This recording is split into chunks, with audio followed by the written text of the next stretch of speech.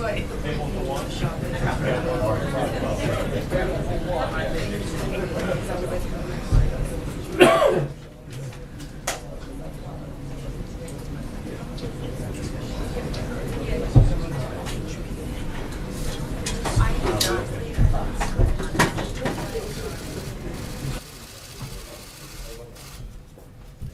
afternoon.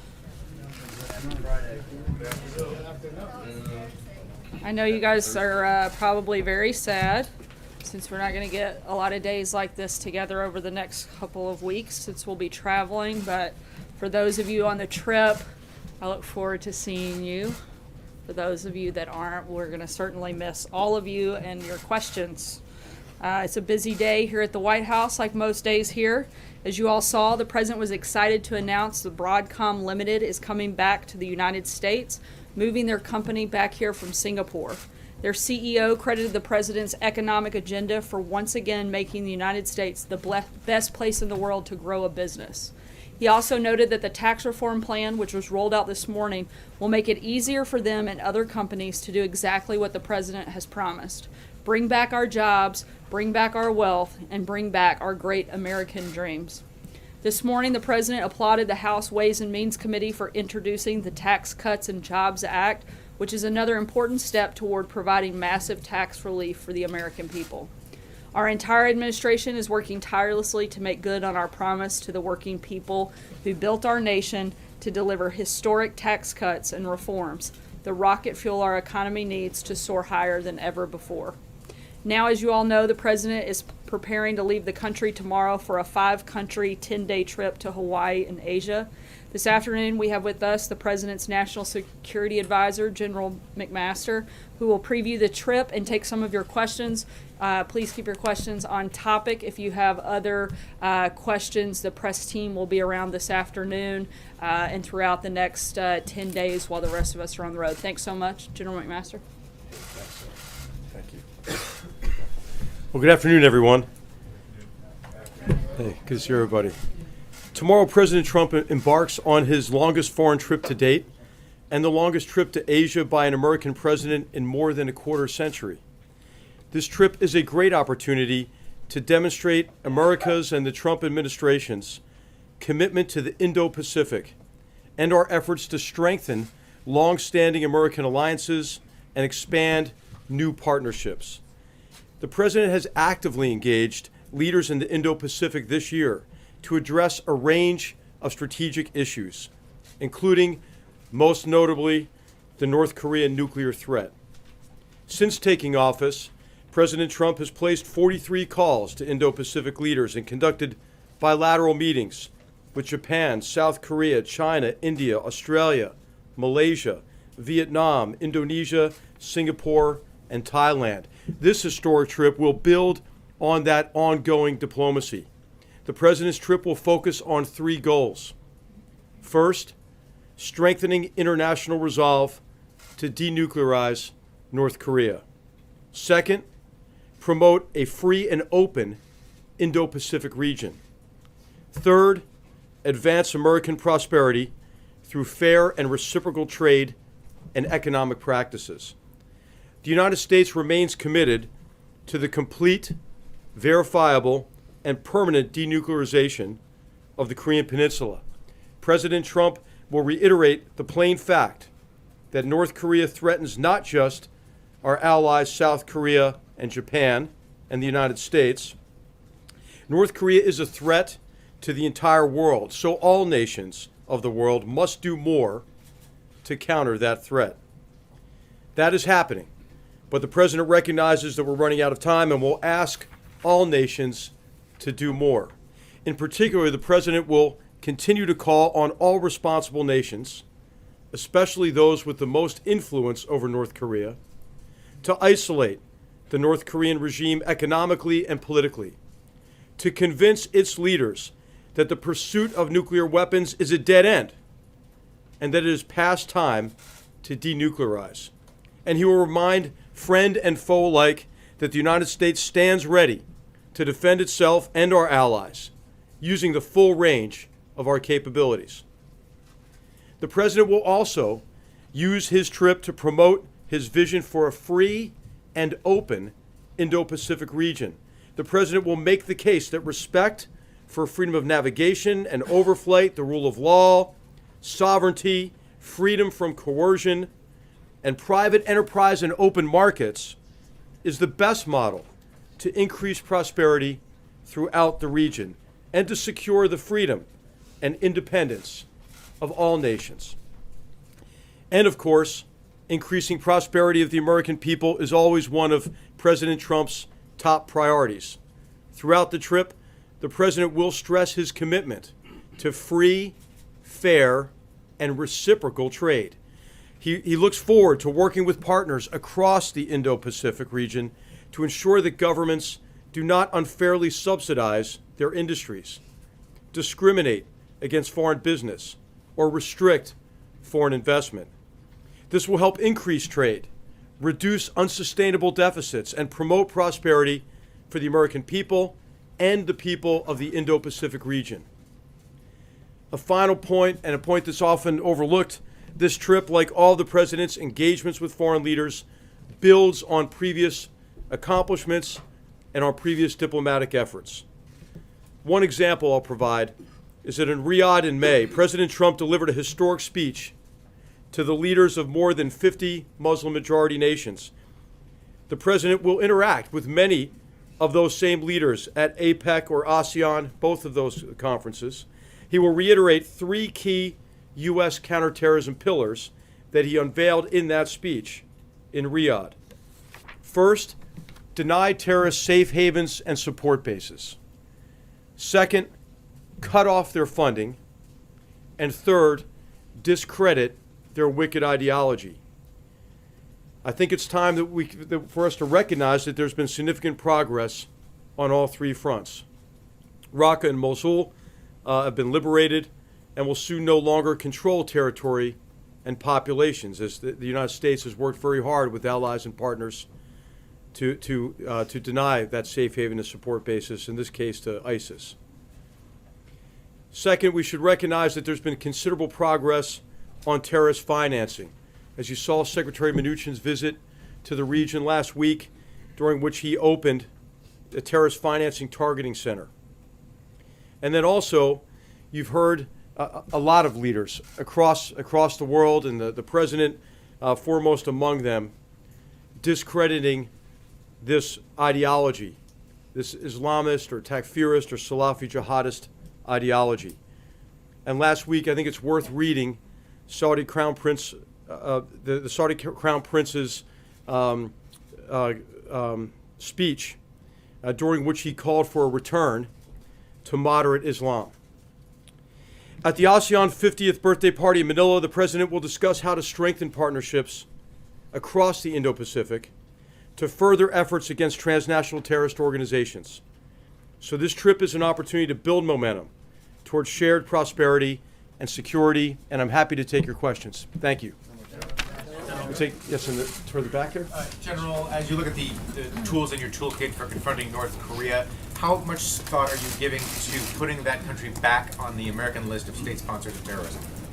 Okay, that is an option that's under consideration, and so the president's cabinet is looking at this as part of the overall strategy on North Korea.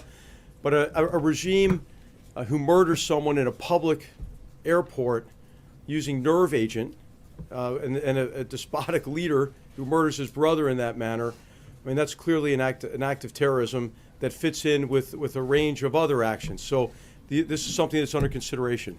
And you'll hear more about that soon, I think. Yes, in front of the center. Yes. Will the president be using the fire and fury rhetoric in his speech about North Korea when he's that close to the border? Will he be meeting with Putin on the sidelines? And will he be bringing up human rights when he meets with Duterte?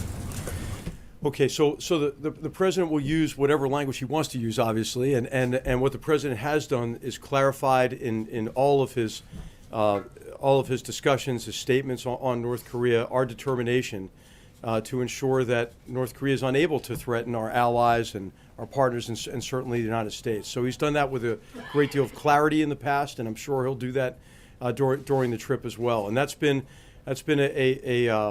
of great reassurance to our allies, partners, and others in the region who are literally under the gun of this regime. We shouldn't expect any modulation in the language because of where he is.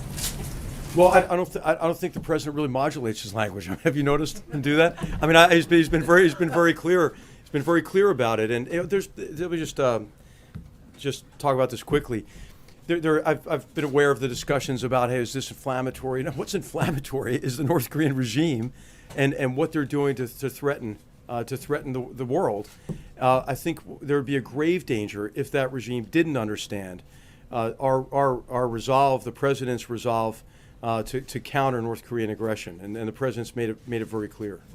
Yes. On the Putin and the Duterte Is there a sanctions? likelihood during the course of this 12-day trip that additional multilateral sanctions will be announced pertaining to North Korea? And the second question I have has to do with China. In your view, General, are they doing enough to apply pressure on the North Korean government? So on those questions, what you've seen is a concerted effort to isolate North Korea economically, and that's been combined with a major diplomatic effort that asks all countries to do more. There's tremendous momentum behind that now, and we've seen countries across the Indo-Pacific region, but globally, doing more to expel these really, in effect, North Korean slave laborers who are a big source of income for the regime, to shut down a lot of illicit trafficking that was aimed to circumvent UN sanctions, and then also to shut down a lot of the money-making enterprises of this regime, oftentimes run out of their embassies. So you've seen a lot of expulsion of ambassadors, elements of the diplomatic corps, a restriction on this kind of activity, and the president welcomes that and appreciates it, but we'll also be asking others to do even more there.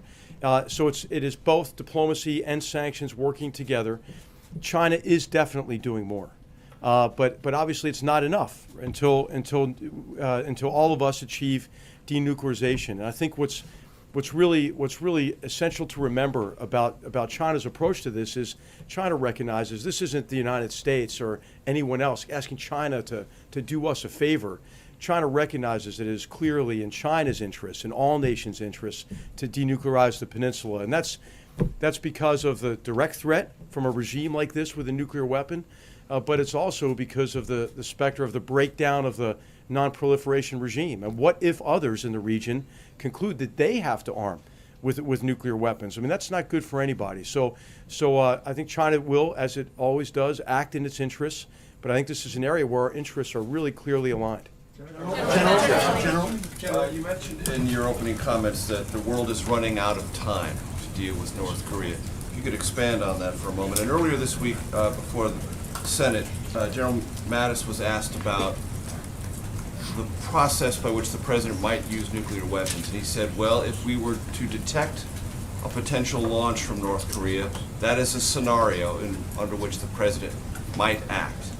Do you agree with that assessment? Has that been something that has been discussed here within the Situation Room where options presented to the president? Okay. All right, so on the first, on out of time, we're out of time because approaches in the past have not delivered on halting and then reversing North Korea's very dangerous nuclear and missile programs. And the approach of the past has been that we'll be happy with something what some people call a freeze for freeze or suspension for suspension. And that's the beginning then of a long drawn-out negotiation process or talks during which the North Korean regime has in the past continued to develop its nuclear capability, continued to develop its weapons. Then upon delivery of a weak, not enforceable agreement, the agreed framework, for example, in '94, what that agreement does is it locks in the status quo as the new normal. And then, of course, North Korea then breaks the agreement and continues with the programs. So we're out of time to do that because of how these programs have advanced over time. So what it's time for is a really concerted effort to do everything all of us can to resolve this short of military action. In terms of scenarios, the president's always very clear. He doesn't draw red lines. He doesn't forecast directly or say directly what he's going to do. But what he'll do is he'll do whatever it takes to protect the American people and our allies. I only raise that because overseas. General Mattis said it in open Senate testimony. Yeah, and so what is clear is is that the United States will respond with all capabilities available to North Korean aggression, and they're appropriate to that Protecting scenario. something that might be happening. Gentleman in the center in the back. Yes. Thank you, General. There have been stories coming out of North Korea and certainly parts of that part of the world that the North Koreans have targeted the president in different ways. And are you confident about his security? And have you heard any of the rumors about the targeting of him by Pyongyang?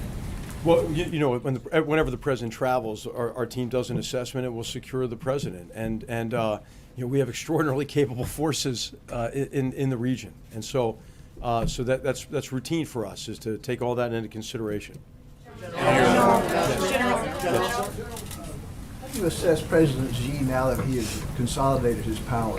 Does it make it easier to deal with him on North Korea or harder? Well, I think what the president will do is build on what was already a very strong personal relationship that they developed at Mar-a-Lago, and then also that build on a very substantive policy dialogue we had, especially on the security side, in Mar-a-Lago and in meetings since then, at the G20, for example, and in multiple phone calls between President Trump and President Xi. And I would highlight three elements of that foundation for the U.S., Chinese, really the multinational approach to North Korea. The first of these is a recognition that North Korea is not just a threat to the United States. Remember in the old days you'd hear, well, this is really a problem between North Korea and the United States. Well, everyone acknowledges, China especially, that this is a problem between North Korea and the world. The second thing that's really critical is the universal acknowledgement that denuclearization of the peninsula is the only acceptable outcome. No more freeze for freeze, suspension for suspension. And the third thing is China's acknowledgement that it's acting in its interest, obviously, but that China has a great deal of coercive economic power. I mean, 90% of the trade, at least, flows in through China. And so the implementation, enforcement of the UN resolution holds promise, but there's more that can be done beyond that. And I think it's time maybe for nations to do more beyond what even has been called for in UN Security Council resolutions. Yes. Two questions. One, just to follow up on the previous question. Have you guys determined whether there will be a pull-aside or a formal bilateral meeting with Russian President Vladimir Putin during this trip? No, that's not been determined yet, but we'll announce it if that's determined. And secondly, I know we're focused on the Asia trip here, but I just wanted to talk for a second about the president weighing in on the man who's been charged with mowing down pedestrians in New York City. He called for the death penalty. Have there been any conversations in the White House about how that could complicate prosecutors' efforts and even help the defense claim that this person can't get a fair trial? What the president wants is to secure the American people from this threat and from mass murderers like this, and so what he's asked is for options to take a look to assess if our tremendous law enforcement teams and our judicial system has all the tools they need to be able to combat this threat to the American people. So what we owe them now is we owe them options, options to take a look at to see if this is the time to reassess, change our capabilities in this area, in the area of law enforcement in particular. Thank you, General. At your opening statement, you spoke about a lot of different freedoms, but I did not hear anything on freedom of speech, freedom of expression, freedom of religion, and self-determination, democratic values. And what I'd like to know is, are these things no longer as important to the United States under President Trump? Is he comfortable with authoritarian regimes consolidating power and moving away from democracy as long as they can help us accomplish larger goals, such as with North Korea and on any other subject? What you'll hear is the president, when he talks about sovereignty, talking about the sovereign nations protecting the rights of their citizens. You heard in just the preview, and you'll hear much more in the speeches and statements the president makes abroad about the importance of adhering to rule of law, to promoting freedom, individual rights. And so this is extremely important to the president, and I think what we ought to do is just look at the president's record. Okay, so in Syria, you have a regime that is a big human rights offender, obviously, in a number of areas. The murder, the torture, the displacement of 6 million people internally, 5 million refugees, mass murder of their own people with chemical weapons. Who stood up against Assad to prevent even further murder of chemical weapons?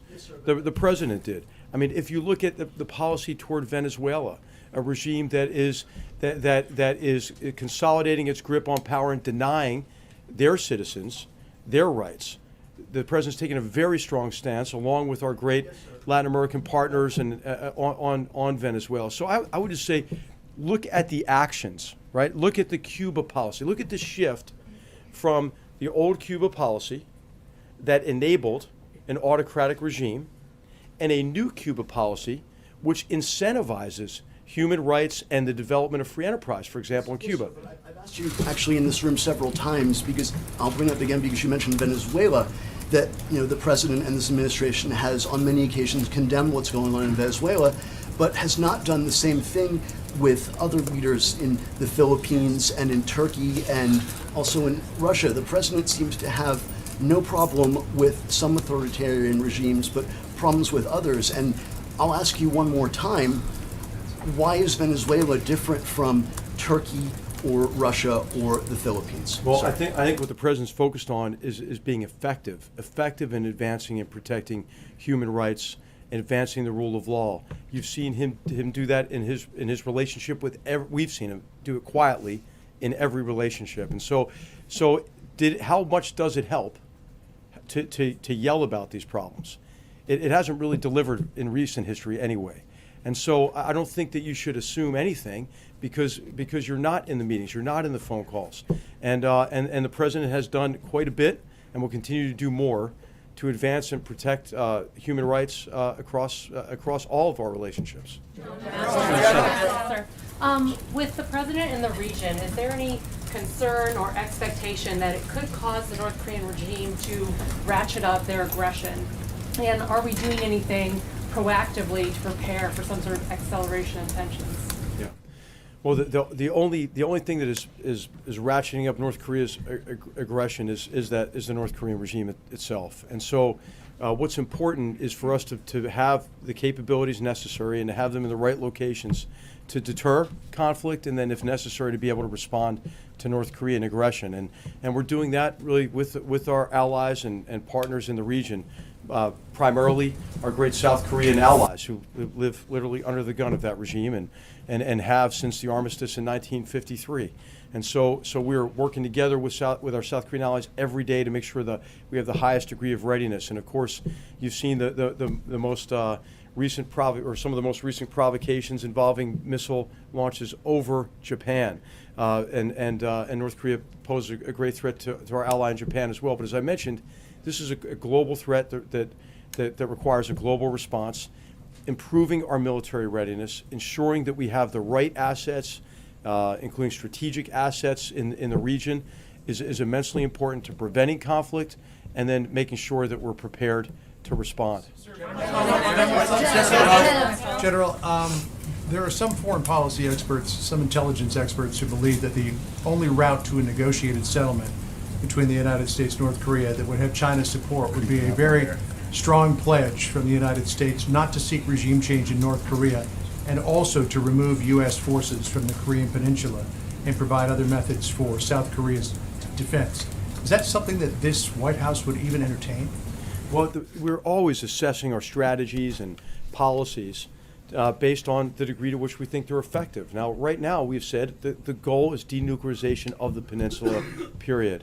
And what you've seen is just the very beginning, maybe the end of the beginning of the president's strategy in the form of new sanctions in place now, much more work to do to isolate the regime diplomatically and economically. And I think we have to be a little patient here for at least a few months to see, what more we and others can do, including China, as some of you mentioned at the beginning. So I don't think we need to reassess our strategy now. I think we have to give it a few months, and then see what adjustments we might need to make. If I can ask you on bilateral trade, you've obviously made that a point of this visit. Can you talk about who is going to be leading the U.S. conversations about trade, since we know that Secretary Mnuchin is not going, Yeah. We don't have confirmation of whether it's Ivanka or Jared or even the USTR. Can you talk about who's going to be leading those conversations? So certainly our USTR is going to be leading those the discussions on trade. In terms of trade, economic development, economic practices, it'll be our USTR, and then at times it will be reinforced by other members of the president's team. But really, it is the president's trip, so the president is actually going to be leading the discussions on trade and on security, and the rest of us are there to support really his engagements and to make the most out of the visits as we can.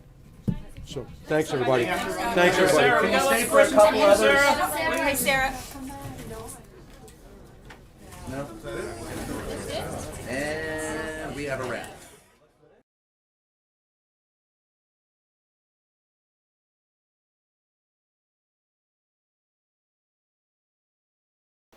All right, folks, thank you very much for joining us and choosing us as your stream of choice.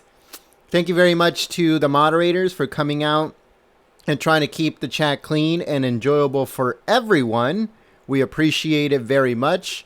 And also thank you to all those that shared the stream.